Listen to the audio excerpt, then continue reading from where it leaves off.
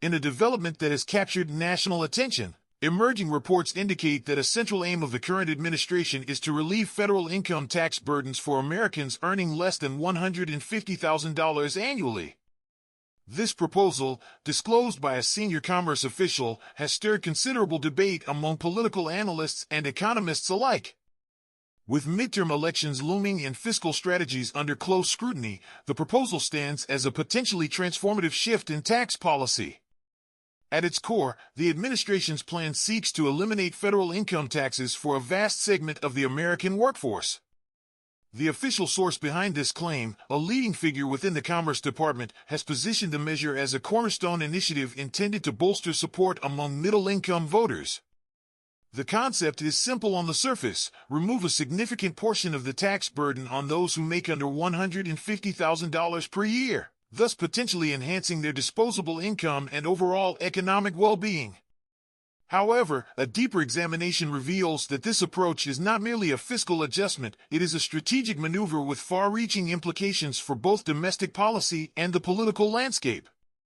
To understand the full scope of this proposal, it is essential to contextualize it within the broader framework of federal revenue generation. Individual income taxes are a critical component of the federal budget, accounting for roughly half of all governmental revenue. The remaining balance is drawn from sources such as Social Security taxes, Medicare contributions, and corporate income taxes. A key observation in this financial landscape is the disproportionate burden shouldered by the wealthiest Americans. The top 1% of earners contribute approximately 40% of all federal income taxes, a figure that escalates to 61% when including the top 5% of income earners. In stark contrast, taxpayers earning less than $150,000 contribute only about 27% of the total federal income tax revenue. In practical terms, the current tax structure generates nearly $1.6 trillion in revenue from higher income earners, while those below the $150,000 threshold contribute just under $600 billion. These numbers paint a clear picture. The bulk of federal income tax revenue comes from a relatively small, affluent segment of the population. If the administration were to proceed with the plan to eliminate income taxes for those under $150,000, policymakers would face the formidable challenge of compensating for an estimated revenue gap of approximately $588 billion. Such a deficit would necessitate either substantial spending cuts, new revenue sources, or a combination of both. Addressing this shortfall, officials are reportedly considering two primary strategies. The first involves recalibrating tariff policies to generate additional revenue. The administration has already embarked on an aggressive campaign to impose higher tariffs, and the proposal suggests that these measures could potentially yield an extra $288 billion. The idea is to adjust the overall effective tariff rate significantly. Estimates indicate that an increase to roughly 133% might be required to secure the necessary funds. While these numbers may seem staggering, they are not beyond the realm of possibility given the current trade dynamics and global economic pressures. The second strategy focuses on internal government efficiencies, particularly through a program aimed at reducing federal expenditures. One of the more ambitious initiatives under consideration is a sweeping cost-saving measure, often associated with a department informally referred to as DOGE. This initiative envisions a reduction of up to $2 trillion in federal spending by streamlining government operations. Within this framework, it is estimated that a savings of around $300 billion could be realized, thereby contributing to the overall revenue gap left by the tax reform. Beyond these measures, the administration has floated an unconventional proposal known colloquially as Trump's Gold Card. This concept entails offering expedited pathways to citizenship for wealthy individuals or companies willing to invest a substantial sum, reportedly $5 million. If the government were to issue as many as 50,000 of these gold cards annually, the potential revenue from this program could approach an astonishing $250 billion. This revenue stream, while controversial, exemplifies the administration's broader strategy of leveraging unconventional fiscal tools to balance its books. The political ramifications of such a sweeping tax reform cannot be overstated. With midterm elections on the horizon, the elimination of income taxes for a large segment of middle-income Americans is likely to garner substantial public support. Tax relief for millions of households would serve as a powerful political message, potentially swaying voter sentiment in favor of the administration's broader policy agenda. However, the strategy is not without its critics.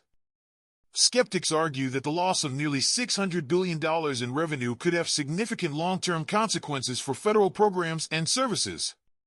The debate is not merely about numbers, it is a contest over the priorities of fiscal policy and the role of government in redistributing economic resources.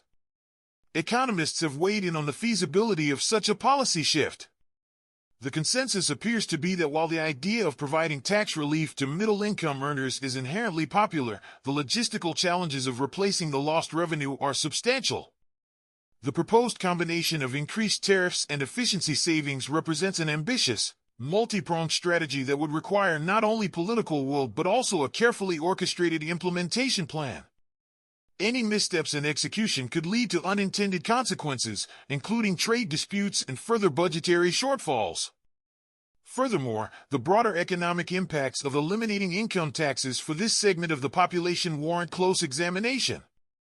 On one hand, supporters contend that reducing the tax burden on middle-income Americans could stimulate consumer spending, thereby bolstering economic growth.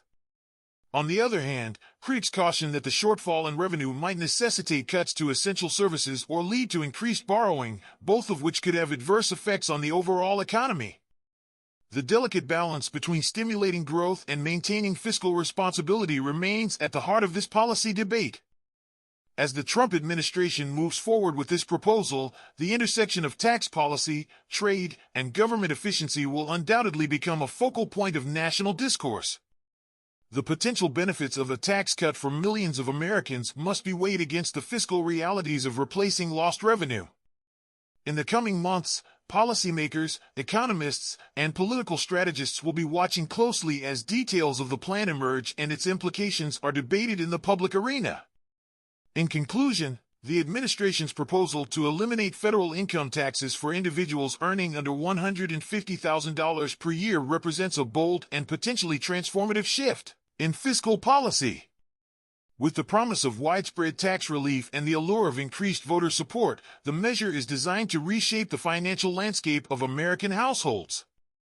Yet, beneath the surface lies a complex challenge: the need to compensate for an estimated $588 billion in lost revenue through a combination of heightened tariffs, efficiency measures, and even innovative revenue strategies like the Gold Card Initiative. The feasibility of such a comprehensive overhaul hinges on the administration's ability to execute a balanced strategy that mitigates economic risks while delivering on its promises of fiscal relief. As debates intensify on Capitol Hill and among economic experts, the broader implications of this proposal will be scrutinized from every angle. Ultimately, this investigation underscores the inherent tensions in government fiscal policy between the pursuit of immediate political gains and the imperative of long-term economic stability. The coming months will reveal whether the administration's ambitious vision can be transformed into a sustainable policy framework that serves the interests of all Americans.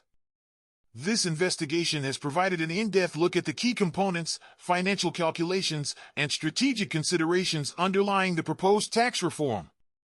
As further details emerge and the policy debate evolves, it remains critical for citizens and policymakers alike to engage in informed discussions about the future of federal revenue and the role of tax policy in shaping our nation's economic destiny.